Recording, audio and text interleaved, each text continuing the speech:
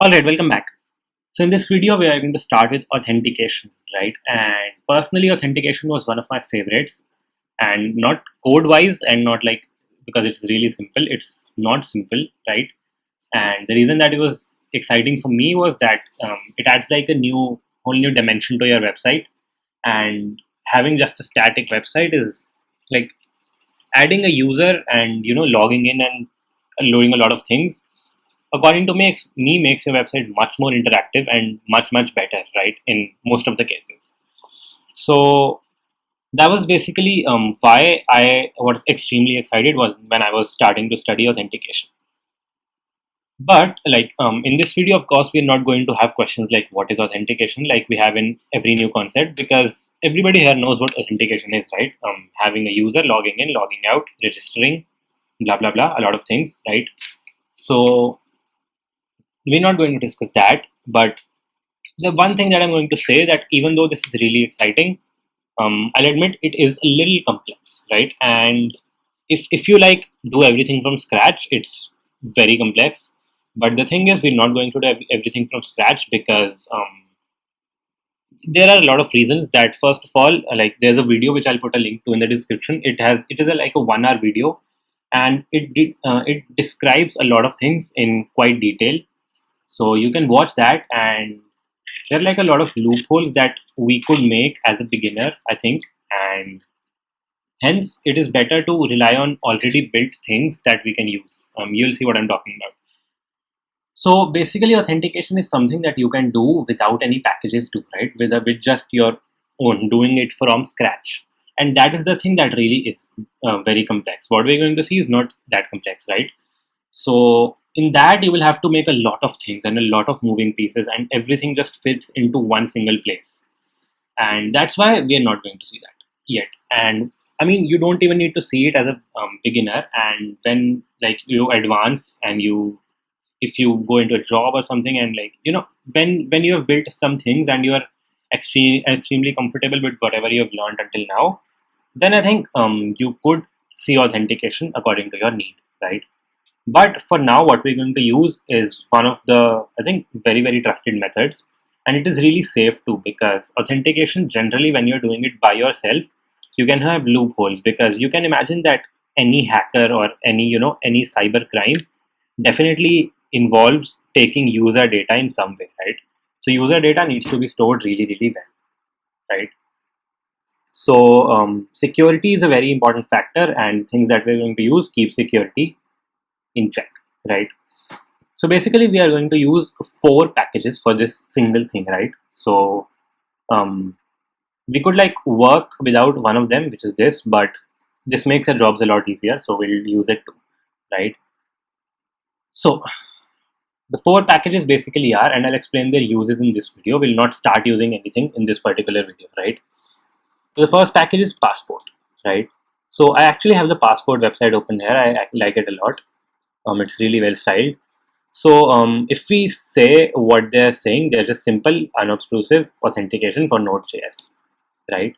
So that's basically all it is. It is a package that will help us do authentication really quickly and really easily. Like we'll see how to set a passport in a single video, and from the next video we can start authenticating users, right? So that's how it makes it like really easy to do it, right? So it's extremely flexible, modular, and it can be dropped into any express-based web application, which is what we have, right? And one of the best things about Passport is that it includes a lot of strategies, right? So what exactly is a strategy? Let me explain by example. So when you visit a site, right? Whenever you visit a site, you can have multiple options for login, right? You can have an option for like entering your email and then your password separately.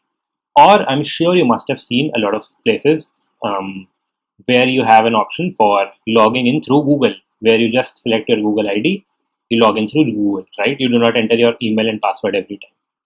So these two are different strategies, right? Entering email and password is known as local strategy, and entering through your Google account is known as Google strategy, right? So entering through Facebook account will be Facebook strategy. So that's why like it has, and you can see it has 500 plus strategies. So you can have a strategy for any kind of thing that you want. You have a passport Facebook, so logging in through Facebook. Google, local is what we're going to see, right? Twitter and JWT is JSON Web Token. Logging in through GitHub, and Google another one, HTTP, and there you can see how many there are. There are 502 strategies, right? So you can log in through basically anything, and like it can be extremely according to your need. Even if you have like a music site, you can have for Spotify, right? You can log in through Spotify, or you could have anything that you want. Great. So basically, what we're going to see is the local strategy, right? And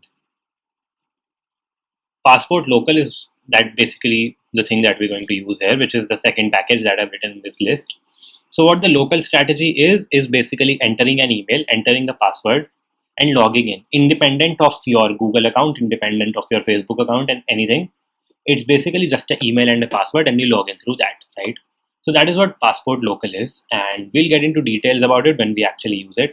But for now, you can just know that this is the package that helps us implement the local strategy of Passport, right? Meaning that we are logging in specifically through an email and a password, right? The next package is Passport Local Mongoose. So this is the package that we could work without, but we would not buy, because this is the package that basically helps us integrate Passport Local with Mongoose, right? So it helps us integrate. It does not give it any extra features, right? So it will be like only 2 or 3 lines, and Passport Local Mongoose will enable us to use Passport Local with Mongoose really, really easily. Great. And the last thing is an express session. So session is something that you will need to understand the meaning of now that we're moving into authentication. So I want you to imagine a scenario that you log in into Facebook, right? And then you are currently on your homepage. Now you visit somebody else's page, right? You search for it and you click on it and you visit that page. So will it happen that you will be logged out whenever you visit a new page? Of course not, right? You will not be logged out until you click on that logout button, or if they have like some specific property for some time, I don't know, that you're logged out after 12 hours of inactivity or something. I'm not sure about that, but there's a specific you are not logged out every time you visit a new page, right? So the thing is that HTTP is the thing that we use, right? HTTP stands for Hypertext Transfer Protocol. Forget that.